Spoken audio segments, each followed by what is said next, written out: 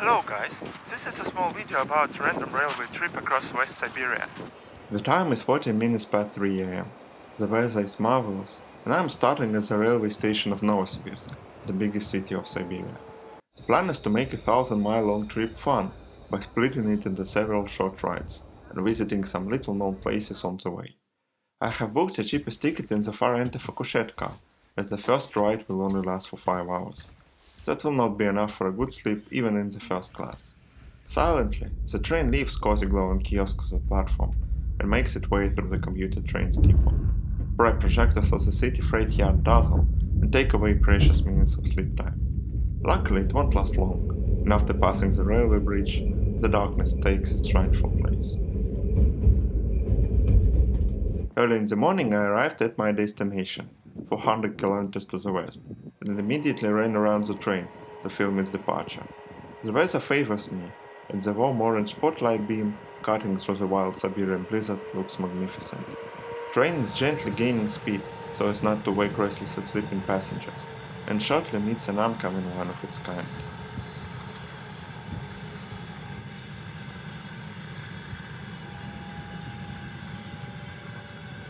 This is the Lake Karachinskaya station, bright example of wildly tasteless post-Soviet kitsch architecture. The fact that they use domestic-produced car for taxi tells us how deep into provincial Russia we are now. I am walking through the sleeping village, towards the bright lights towering over the forest, and soon the poor wooden houses and rickety fences are replaced by elegant stone gates. Through the incessant blizzard we begin to glimpse an ensemble of heavy buildings with columns and pediments. A mysterious sanatorium, lost in the uninhabited snow desert. This place is rather remote, and only a few will come here just for fun, but its name is very famous all across West Siberia and adjacent parts of Kazakhstan for the mineral water that springs here. It happens to be incredibly tasteful and is loved by absolutely everyone in the area, young and old. Those who move out from Siberia, seeking a softer climate and decent salaries, will never find out there anything like Karachinskaya water. And that battle is for sure one of the things we miss the most, living away from our home. After landing the drone, I found an abandoned house. Many once like this in the area were built as temporary housing for World War II refugees, and are now rightfully being resettled and demolished, but this is certainly not the case. House looks nicely planned and well built, and with proper care would stand for 100 years. It's very sad to see such an attitude to our legacy. I have no idea what was the purpose of this, but it would make a great duplex. Of course the ladder needs to be fixed, and the second floor needs to be replaced completely. Big staircase window will definitely be a wow factor. But the roof has collapsed unfortunately. In the 90s, when Soviet people for the first time saw the bright packaging of overseas goods, it was very cool to use it as wallpaper, decorating your room with shiny things. Much better than deceitful Soviet propaganda papers that were used as priming back then. But that's actually very recent. I see 7-digit phone numbers that were introduced in 2005. And yes, 2 mailboxes on the second staircase confirms that this was probably residential. I bought some tasteless ice cream for breakfast and headed to my taxi meeting point. Caught some modern architecture on my way, nothing interesting really. And at exactly 10:30 I was picked up by right-handed Honda.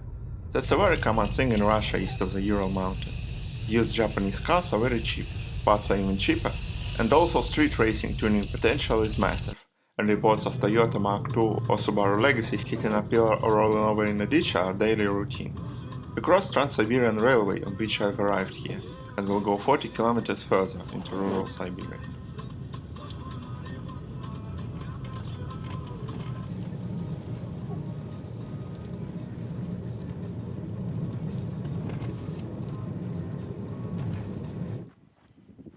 We've arrived in the town of Vengerova.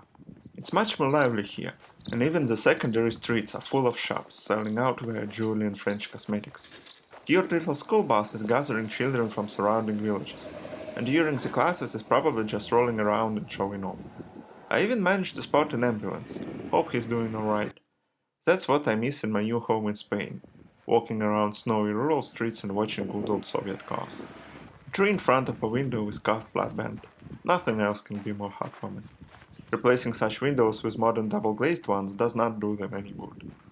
The art of carved plateband varies greatly across Russia, And our region, not being rich with history and traditions, has one of the most plain and less exquisite ones.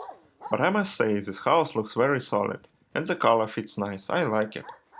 And wow, watch the TV antenna, made of two Soviet mainframe magnetic discs. These were everywhere back in the days. There is some Soviet brick lace as well, peacefully coexisting with a post-Soviet gate, probably bought at some gypsy roadside construction market. The main street, renamed after Lenin of course, features three 19th century merchants' mansions that are again a piece of history that's rare to find in this region. Glad to see them being well maintained along with adjoining territory. But the true attraction of Vengrova is of course a local monastery.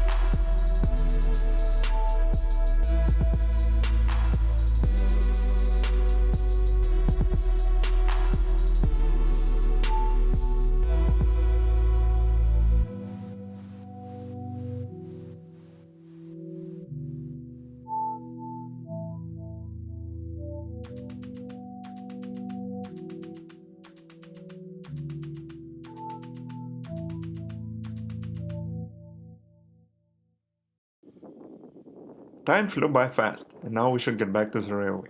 I used bus station Wi-Fi to upload my drone footage to the cloud, and very soon the bus has arrived. This intergalactic potato mover will bring me to the Chani station in no time. Vamos!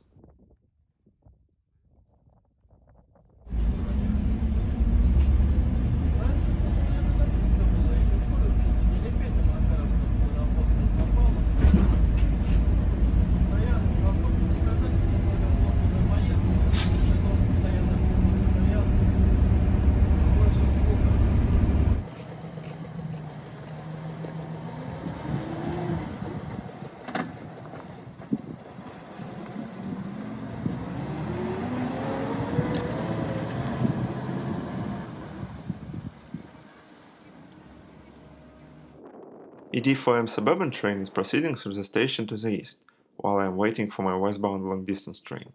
I did not get enough of this footage when I was filming a movie about Novosibirsk commuter trains, and I'm making up for this loss now. In a short time, train arrives, led by the same EP2K electric locomotive as night trains, that you probably didn't get the chance to see well because of the darkness. Train starts with two windowless postal/luggage cars, and then goes the regular passenger sleeping cars. This is Vladivostok to Moscow train. It goes through 9,000 kilometers of Trans-Siberian Railway end to end, being on its way for 4.5 days already, and expecting 2 more to reach the capital of Russia. I got so led away while filming it that forgot to track my coach, and had to board the one that stopped close, as the train only calls here for 1 minute. That gave me a great chance to check out the Soviet luxury interiors of a premium class coach, and also a restaurant coach that I do have never seen before in my entire life. My bunk was again the cheapest one, but I still spent a great few hours there watching Talking Head on YouTube, while these men were eating traditional train noodles. The steppe has changed the forest in its entirety, and I've thought that if I had to cross the biggest country in the world on a train that on average goes 60 km per hour, I would adaptedly be eating noodles too. We are entering Omsk main railway station, enjoying typical features of places like this, such as steam locomotives installed like monuments, followed by administrative buildings, poorly renovated with cheap ventilated facades and golden window tinting film. People seem to be very happy to finally leave the train that kept them imprisoned for days. I, however, want to stay here for a while, to watch the train smoothly going around the curves of the station tracks, before taking my first steps to the land of the glorious city of Omsk.